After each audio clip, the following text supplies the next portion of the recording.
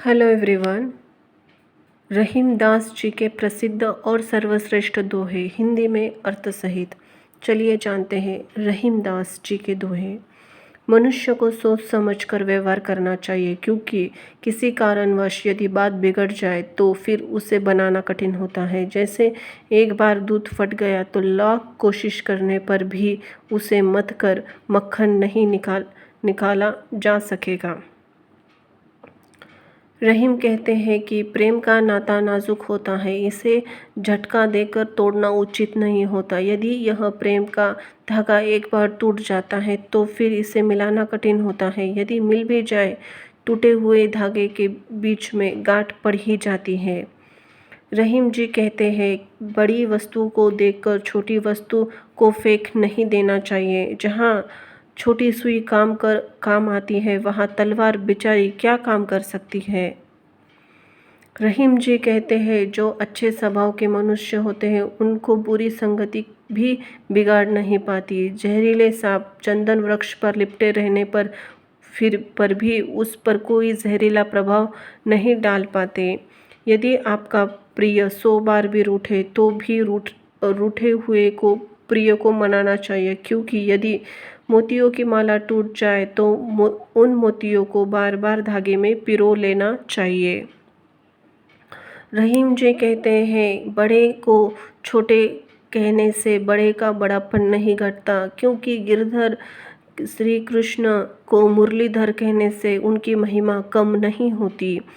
रहीम जी कहते हैं कि जैसी इस देह पर पड़ती है रहीम जी कहते हैं, जैसी इस देह पर पड़ती है सहन करनी चाहिए, क्योंकि इस धरती पर ही सर्दी, गर्मी और वर्षा पड़ती है। अर्थात जैसे धरती शीत, धूप और वर्षा सहन करती है, उसी प्रकार शरीरों को दुख सुख सहन करना पड़ता है और करना चाहिए। रहीम जी कहते हैं कि जैसे खीरे का कड़वापन दूर करने के लिए उसके ऊपरी सिर को काटने के लिए नमक लगाकर घिसा जाता है। रहीम जी कहते हैं कि कड़वे मुंह वाले, कड़ू वचन बोलने वाले के लिए ठीक यही सज़ा ठीक है। कौवा और कोयल का रंग एक समान होता है। जब तक ये बोलते नहीं तब तक इनकी पहचान नहीं हो पाती, लेकिन जब वसंत रुत आती है तो कोयल मधुर आवाज़ में दोनों का अंतर स्पष्ट हो जाता है। रहीम कहते हैं कि उस व्यवहार की सराहना करनी चाहिए जो घड़े और रस्सी के व्यवहार को समान घड़ा और स्वयं जोखिम उठाकर दूसरों को जल पिलाते हैं। जब घड़ा कुएं में गिरता है तो रस्सी के टूटने और घड़े के टूटने का भी खतरा रहता है। रहीम जी कहते हैं, अपने मन को दुख के मन के भीतर छिपाकर ही रखना चाहिए। दूसरों का दुख सुनकर लोग इठला भले ही ले, उसे बांटकर कम करने वाला कोई नहीं होता है। वर्षा ऋतु को देखकर कोयल और रहीम अपने मन में मौन साध लिया है। अब तो मेंढक ही बोलने वाले हैं, हमारी तो कोई बात नहीं पूछता। अभिप्राय यही है, कुछ अवसर ऐसे आते हैं जब गुणवान को चुप रहना पड़ता है, उनका कोई आदर नहीं होता और गुणहीन व्यक्ति का ही बोलबाला हो जाता है। रहीम जी कहते हैं, यदि विपत्ति कुछ समय की हो तो वह ठीक ही है, क्योंकि विपत्ति में ही सबके विषय में जाना जाता है कि संसार में कौन हमारा हितैषी और कौन नहीं। रहीम कहते हैं कि वो लोग धन्य हैं जिनका शरीर सदा सबका उपकार करता है।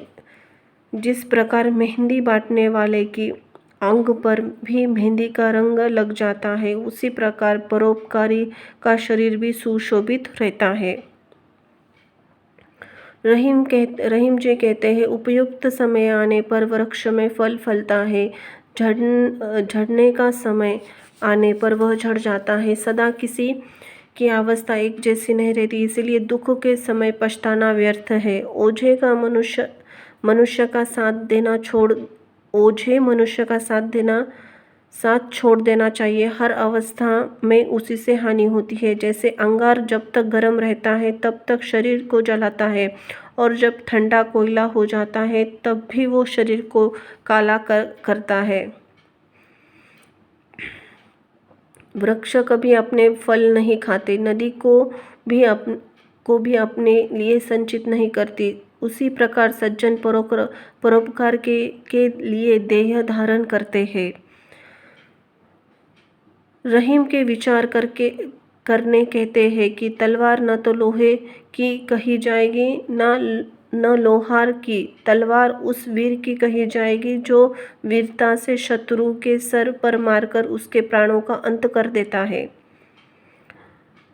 जिससे कुछ पा सके उससे किसी वस्तु की आशा करना उचित है, क्योंकि पानी से रिक्त तालाब से प्यास बुझाने की आशा करना ही व्यर्थ है। माघ मास आने पर टेसू का वृक्ष और पानी से बाहर पृथ्वी आ पड़ी मछली की दशा बदल जाती है। इसी प्रकार संसार में अपने स्थान छूट जाने पर संसार की अन्य वस्तु की दशा भी बदल जाती है। मछली जल से बाहर आकर मर जाती है, वैसे ही संसार की अन्य वस्तुओं की हालत होती है।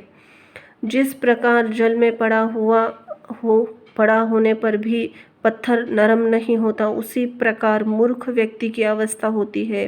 ज्ञान दिए जाने पर भी उसे कुछ भी समझ नहीं आता। जिस प्रकार दिन में चंद्रमा आभाहीन हो जाता है, उसी प्रकार जो व्यक्ति किसी व्यसन में फंसकर अपना धन गंवा देता है, वह निभ्र हो जाता है। रहीम जी कहते हैं कि बात को जान लो कि साधु सज्जन की प्रशंसा करता है यदि योगी और योग की प्रशंसा करते हैं, पर सच्चे वीर की शौर्य की प्रशंसा उसके शत्रु भी करते हैं। रहीम जी कहते हैं निर्धन होकर बंधु बांधवों के बीच रहना उचित नहीं। इससे अच्छा तो यह है कि वन में जाकर रहे और फलों का भोजन करे। रहीम कहते हैं कि यदि होनहार अपने हाथ में होती है, यदि जो होना है उस पर हमारा बस होता तो ऐसा क्या होता कि राम हिरण के पीछे गए और माता सीता का हरण हुआ, क्योंकि होनी को होना था, उस पर हमारा बस ना था। इसलिए न तो राम स्वर्ण मुर्ग के पीछे गए और माता सीता को रावण हर कर लंका ले गया।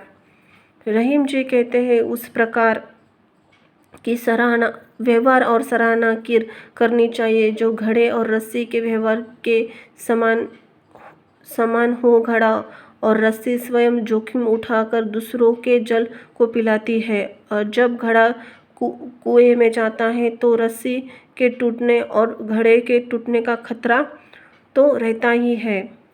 रहीम कहते हैं अपने हाथ में तो केवल कर्म करना होता है, सिद्धि तो भाग्य से मिलती है। जैसे चौपट खेलते समय पासे तो अपने हाथ में रहते हैं, पर दाव क्या आएगा यह अपने हाथ में नहीं होता। धन्यवाद। जय हो प्रभु की।